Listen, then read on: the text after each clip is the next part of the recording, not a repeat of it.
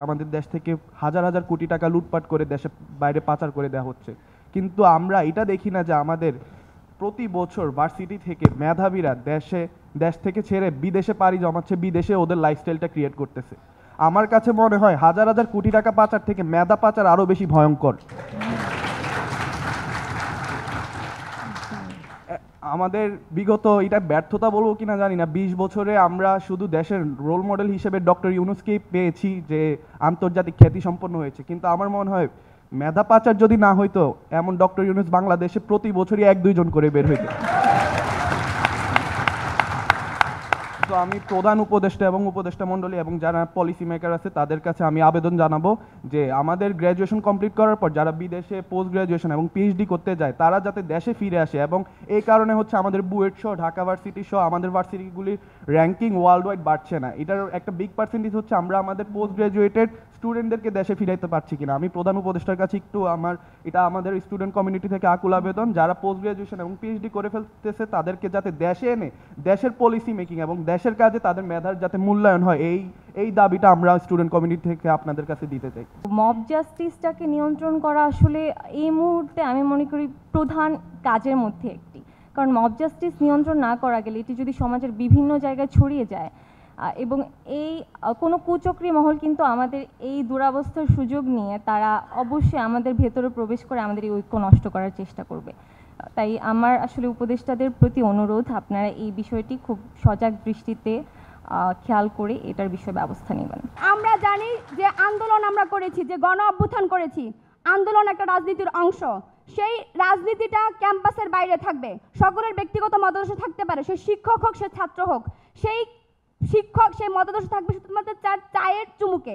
যখন একটা ছাত্র একজন শিক্ষক ক্লাসে পাঠদান দিতে আসবে সে শুধুই থাকবে শিক্ষক, সে শুধুই ছাত্র। কোনো ট্যাগধারী ছাত্র এবং শিক্ষককে আমরা ক্যাম্পাসে দেখতে চাই না। বর্তমান যে ফ্যাসিবাদের দোসররা বিভিন্ন সেক্টরে আছে তাদেরকে অতি দ্রুত তাদের সেই প্রতিহত করতে হবে। দ্রব্যমূল্যের নিয়ন্ত্রণ, আমরা জানি সে কাঁচা মরিচের দাম থেকে শুরু করে একদম কাঁচা বাজার থেকে শুরু করে মাছের বাজারে ঢোকা যাচ্ছে না, সে দ্রব্যমূল্যের নিয়ন্ত্রণ করতে হবে। সেই ক্ষেত্রে উৎপাদন বাড়ানো, বিপণন ব্যবস্থার দিকে একটু নজর দিতে হবে। কৃষকদের ভর্তুকি, কীটনাশক ডিজেলের দামগুলো কমানো, কৃষকদের যে বিভিন্ন ইনস্ট্রুমেন্ট আছে এগ্রিকালচার ইনস্ট্রুমেন্ট সেদিকে একটু নজর দিতে হবে। রাষ্ট্র সংস্কারের দায়িত্ব যে আমাদের অন্তর্বর্তী সরকার নিয়েছে, সেই ক্ষেত্রে যে ভোটাধিকার আমরা হারিয়েছি সেটার জন্য নিশ্চিত করা হয়। নির্বাচন কমিশনকে পুনর্গঠন করতে হবে। আমাদের দেশের রাজনৈতিক যে ব্যবস্থা, এখানে আমরা দেখে আসছি যে ধর্মকে রাজনীতিক একটা হাতিয়ার হিসেবে ব্যবহার করা হয়ে আসছে আগে থেকে। এই জায়গাটাতে আমাদেরকে একটু লক্ষ্য রাখতে হবে যাতে ধর্মকে, যেটাকে আমরা বলি ধর্মকে ব্যবহার করে যে রাজনৈতিক ব্যাপার, সেটাকে বন্ধ করতে হবে। আমাদের ল অ্যান্ড অর্ডার এখনও সঠিকভাবে চালু হয়নি, সেটা যাতে আরও দ্রুত সময়ের মধ্যে পরিচালিত হয় সেটার জন্য আমাদের দাবি থাকবে।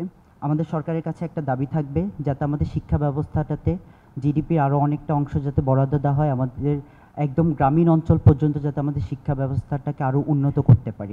আমাদের মনে রাখতে হবে যে রক্ত ঝরেছে সেটা ঋণ শোধ করার দায় এখন আমাদের কাঁধে। আমরা একটি মহান ঐতিহাসিক দায়িত্ব পেয়েছি, আমাদের এই দায়িত্ব পালনে ঐক্যবদ্ধ থাকতে হবে। আমরা যদি এই মহান দায়িত্ব পালন করতে পারি তাহলে পরবর্তীতে প্রজন্ম থেকে প্রজন্ম আমাদের মনে রাখবে, আমাদের স্মরণে রাখবে। যুক্তরাষ্ট্র এবং ইউরোপে যারা তাদের রাষ্ট্র ব্যবস্থা গঠন করতে, তাদের রাজনৈতিক বন্দোবস্ত গঠন করতে ভূমিকা রেখেছেন, নেতৃত্ব দিয়েছেন তাদের ফাউন্ডিং ফাদার্স, আমরা যেটা দেখি সেরকম একটি মহান ঐতিহাসিক দায়িত্ব পালনের কর্তব্য এখন আমাদের কাঁধে। আমাদের দায়িত্বের গুরুত্ব এবং ভারত্ব বুঝতে হবে। আমরা আশা করব অন্তর্বর্তীকালীন সরকারের কাছে তারা বাংলাদেশের তরুণ সমাজ এবং ছাত্রদেরকে এই মহান ঐতিহাসিক দায়িত্ব পালনে উপযুক্ত করে গড়ে তুলতে সকল প্রকার সহায়তা করবেন। আমাদের এই ঐতিহাসিক সংগ্রাম চলমান থাকবে, মাতৃভূমি অথবা মৃত্যু।